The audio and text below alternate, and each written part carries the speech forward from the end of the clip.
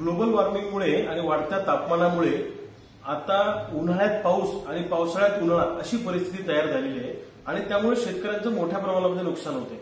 Global वॉर्मिंगमुळे हे परिणाम होणार आहेत हे सांगायला कुण्या ज्योतिषाची आम्हाला अजिबात गरज नाही, पण आता 16 लाख कोटीचं उद्योगपतींचं कर्ज जर सरकार माफ करू शकतो उद्योग तोट्यात गेले म्हणून, तर अतिपावसानं जे आमचं नुकसान केलं त्याची 100% नुकसान भरपाई सरकारनं आम्हाला दिली पाहिजे।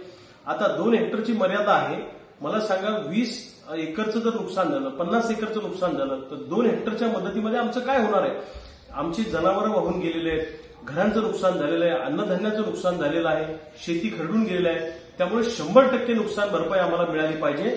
हा आमचा हक्क आहे, हा आमचा अधिकार आहे, कारण जेव्हा जेव्हा जनता संकटात असते तेव्हा तेव्हा त्या जनतेला मदत करणं हे राज्याचं काम असतं, सरकारचं काम असतं।